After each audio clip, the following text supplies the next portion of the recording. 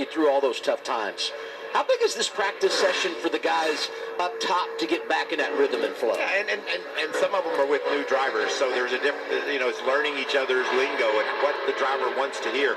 These guys are key week in and week out, but especially at Daytona, Talladega, and now Atlanta, where the draft is such a big factor in what you in your successes. Obviously, these guys were at the Clash and spotting, nothing like here at this place. And I looked down the list of the spotters, and it looks like about at least 75-80% of those spotters you'll have tomorrow night, obviously, for the truck race. You'll have them for the Xfinity race on Saturday, as well as the Daytona 500 on Sunday. Hey, speaking of which, we have our Xfinity coverage Saturday here on FS1. Ryan Blaney in the booth with Austin Dillon. We've also got on the spotter stand Coleman Presley, spotter for Joey Logano, who analyzed from that angle. Always good to hear his insights, and we look forward to that broadcast on Saturday afternoon, the season opener on the Xfinity side of things.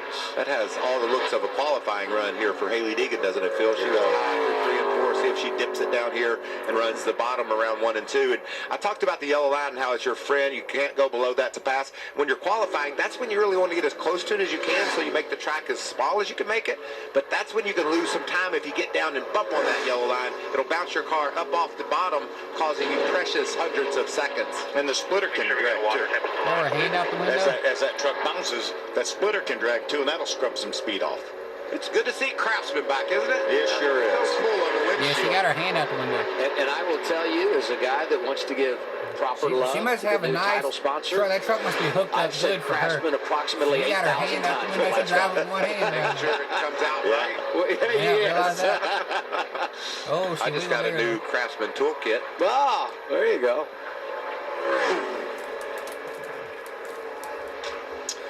Tyler Ankrum in the garage, done for the day. Jamie, what do you think? Well, that was part of his plan. They were only going to do just a handful of laps. It's a brand new slate. Really, Tyler, you said it earlier. The only thing that stayed the same was the driver and the number 16. What do you make of this first practice session? Super happy with the truck, honestly. Felt a little darty in that first run when we went out with about 6-7 other Toyotas. Felt a little darty. Changed some toe in the front. Fixed it.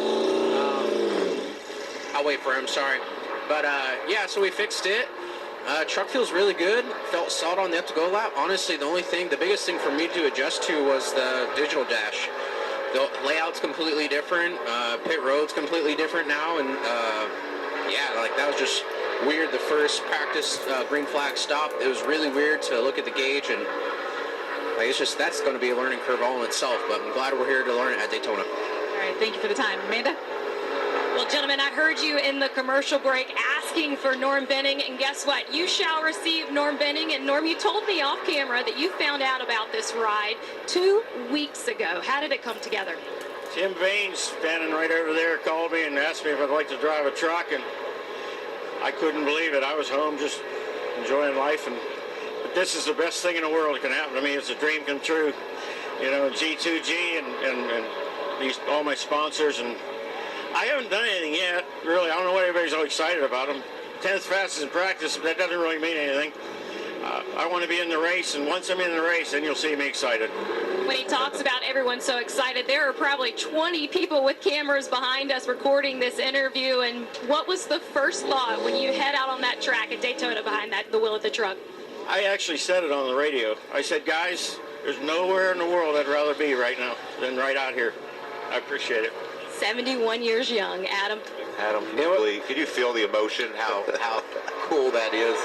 He has some great moments in this sport, but probably not one bigger than this one. We're going to have a hard time selling the youth movement with a 71-year-old inside the top 10 only at Daytona.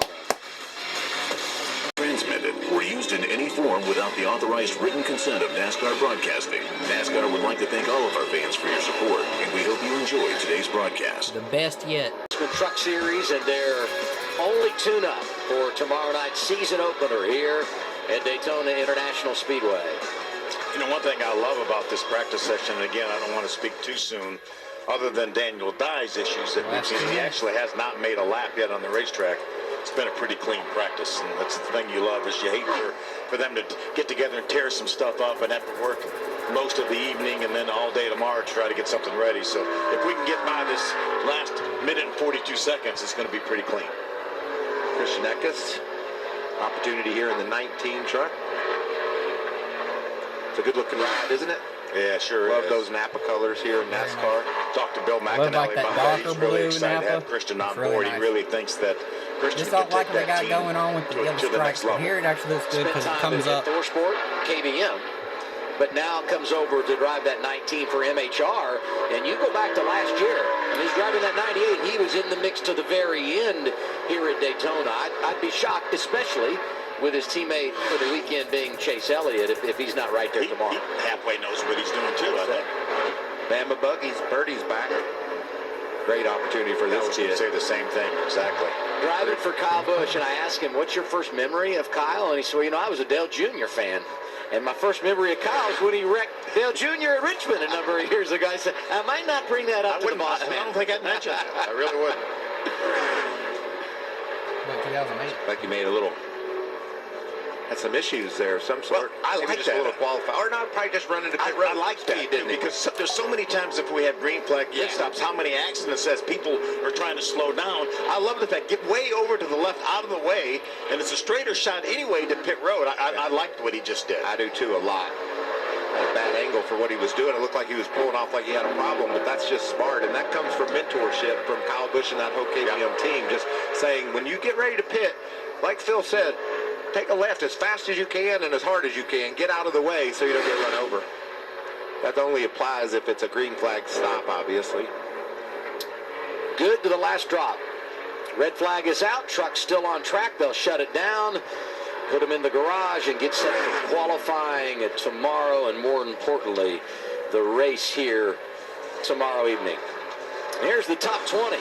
From practice, top of the board, the rookie, Raja Karuth. And how many guys on this list, Michael, do you think have the potential to win this race? Those 10 for sure. Those 10. How about the second page? I would say all the way to 20th for sure, and then maybe add 6 or 7 others. You never know what's going to happen at Daytona. Absolutely. 42 trucks here for 36 spots tomorrow. Only truck that didn't make it on track, you talked about it a moment ago, Phil, the rookie Daniel Dye. Here's what's happening tomorrow. Truck Series qualifying happens at 3. We've got Xfinity practice, of course, race day at 6:30. The truck race tomorrow night at 7:30. It's race day right now for the duel. Let's go to our studios in Charlotte. We'll be here for the truck race. See you guys.